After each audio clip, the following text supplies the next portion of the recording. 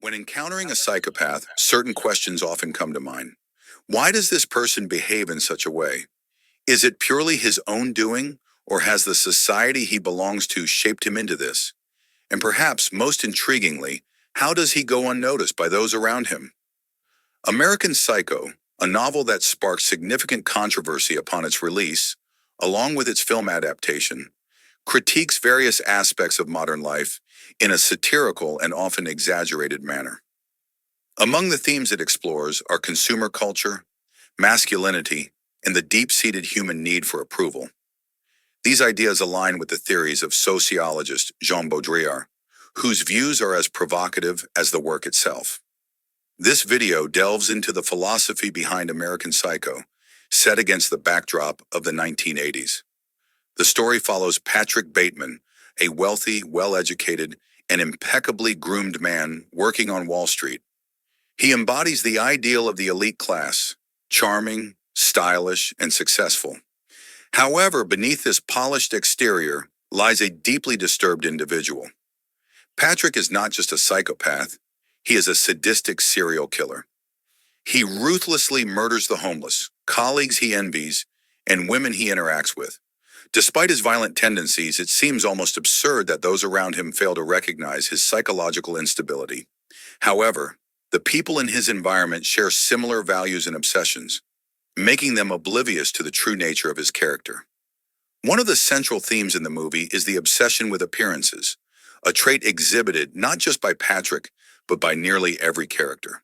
From the very beginning, it is evident that he is arrogant and constantly seeks to impress others. His life revolves around luxury, high-end restaurants, designer clothing, and exclusive social gatherings, all carefully curated to maintain a flawless image. Every action he takes is driven by how he is perceived by others. Whether it's his attire or even something as trivial as a business card, he views these elements as extensions of his status. If a colleague's business card appears more refined than his own, or someone wears a more expensive suit, he experiences intense jealousy. This obsession with material possessions and their symbolic power ties into Baudrillard's concept of sign value, where objects are not merely functional, but serve as indicators of status and superiority.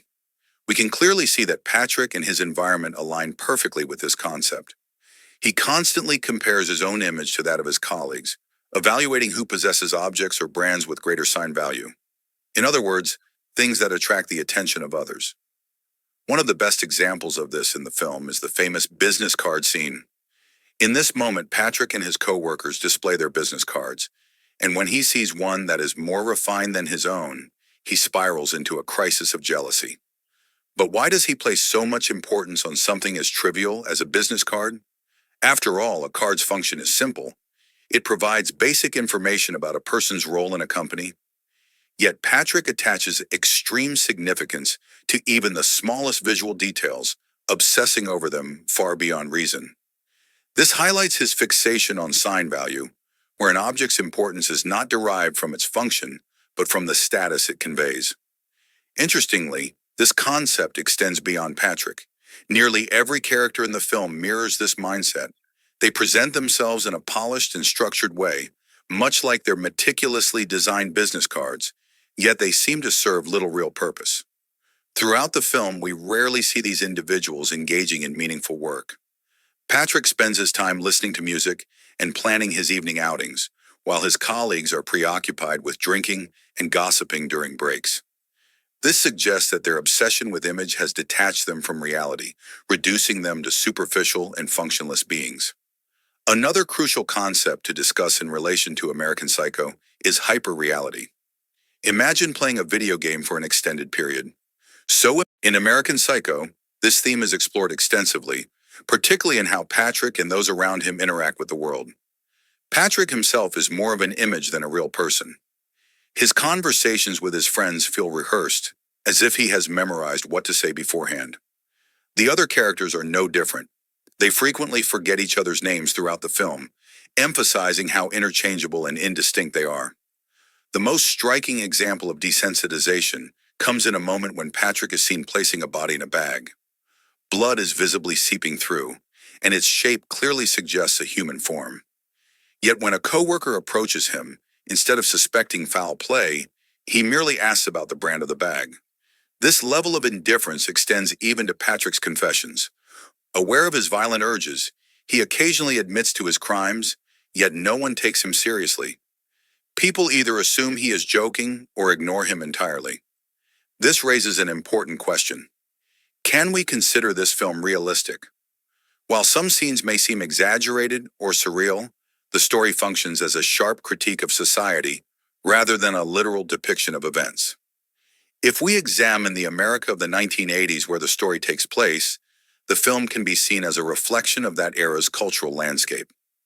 Under Ronald Reagan's presidency, economic growth surged, taxes decreased, and many individuals became wealthy. With this newfound prosperity came an increased focus on materialism and pleasure-seeking.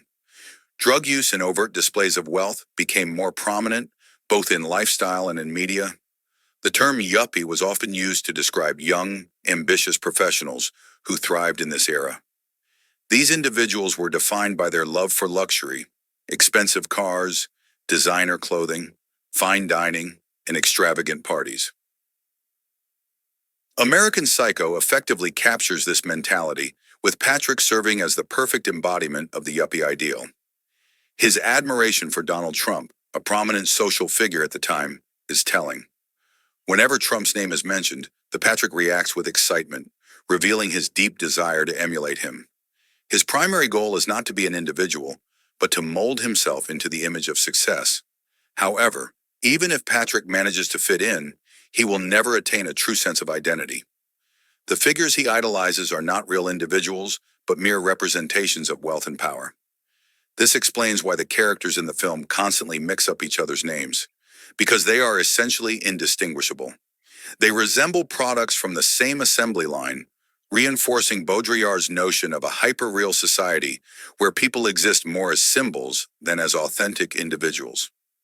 Patrick himself is the ultimate example of this.